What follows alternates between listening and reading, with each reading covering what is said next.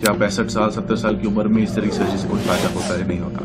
मैं अच्छे से चल फिर रहा हूँ और मुझे आशा है कि आगे भी मुझे 100% तक पहुँच जाऊंगा 2-4 महीने में। और लोगों को इस तरह की सर्जरी के लिए आप सलाह देंगे करानी चाहिए? बिल्कुल बिल्कुल।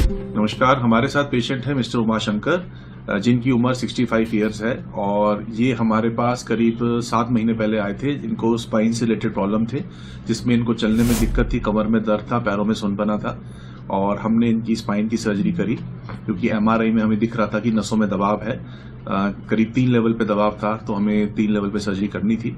सर्जरी मेजर थी, बड़ी थी, करीब 5 घंटे की सर्जरी थी, जिसमें हमने डीकम्प्रेशन एंड फिक्सेशन किया, डिसेक्टमी करी और माइक्रोस्कोप द्वारा और स्पेशल तरीके से, मिनिमली इन्वेजिव तरीके से किया।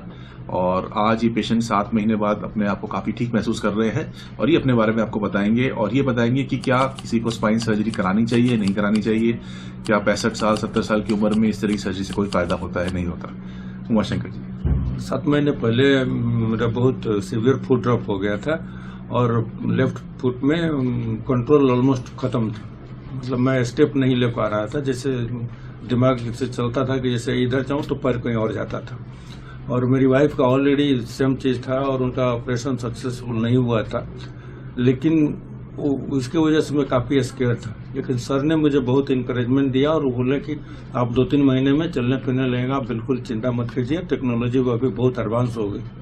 और उसके बाद मैंने सर्जरी कराया और really the day onwards, first day onwards मुझे लगने लगा कि मैं ठीक हो रहा हूँ। सर ने बोला कि बिल्कुल सक्सेसफुल ऑपरेशन हुआ है और आप बहुत जल्द ठीक हो जाएंगे। और अभी 7 महीने में ऑलमोस्ट मैं 75 to 80% रिकवरी हो चुकी है। मैं अच्छे से चल फिर रहा हूँ और मुझे आशा है कि आगे भी मुझे 100% तक मैं पहुँच जाऊँगा 2-4 महीने में। और सर का जो कोऑपरेशन और जो कॉन्फिडेंस गिविंग जो ये था सेशन था, रियली फैंटास्टिक, और वो मुझे बहुत हेल्प किया रिकवरी में।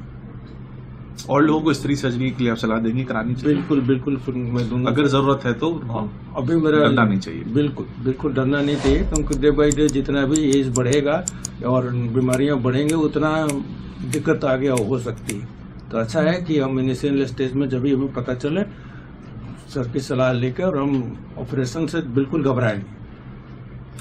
धन्यवाद। मैं बहुत बहुत धन्यवाद करूंगा उमाशंकर जी का। और मेरा भी यही मैसेज है कि जो 90% लोग हैं जिनको कमर की तकलीफ है, उनको सर्जरी की जरूरत नहीं होती, वो दवाई से ठीक हो जाते हैं। पर जिन लोगों को 10% को एमआरआई में सिग्निफिकेंट फाइंडिंग्स है और साथ में तकलीफ बहुत ज्यादा है और सर्जरी से फायदा हो सकता है, वो एक स्पाइन सर्जन ही असेस कर पाता है। अगर फायदा हो सकता है तो उन्हें सर्जरी एडवाइस करी जाती है, उनको सर्जरी करानी चाहिए विद मॉडर्न गैजेट्स, जैसे कि माइक्रोस्कोप है, एंडोस्कोप है, स्पेशल हमारे पास इम्प्लांट्स अवेलेबल हैं, जो लेटेस्ट टेक्निक्स अवेलेबल है। इससे अगर हम सर्जरी करते हैं तो पेशेंट जो है वो अपने काम पे दोबारा लौट सकते हैं, अपनी नॉर्मल लाइफ लीड कर सकते हैं और उसमें कॉम्प्लिकेशन होने के चांसेस बड़े मिनिमम होते हैं। ऐसा नहीं कि 0% होते हैं, लेकिन मिनिमम होते हैं। और अगर 99% पेशेंट्स को इनसे फायदा होगा तो क्यों नहीं वो सर्जरी करवाई जाए। Thank you. एक चीज और बोलना चाहता हूँ, जैसा कि सर ने बताया, मतलब मेरे पास वर्ड्स नहीं है। मैं बिल्कुल होप छोड़ चुका था कि मैं ठीक हो पाऊंगा कि नहीं अपने वाइफ को देखते हुए, लेकिन रियली इन्होंने मेरी लाइफ चेंज कर दी। तो मैं actually I am really grateful and there is no words to explain this. बहुत बहुत धन्यवाद उमाशंकर जी।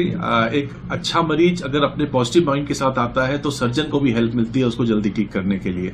तो जो पॉजिटिव माइंड सेट है वो पेशेंट के मन में होना भी बहुत जरूरी है।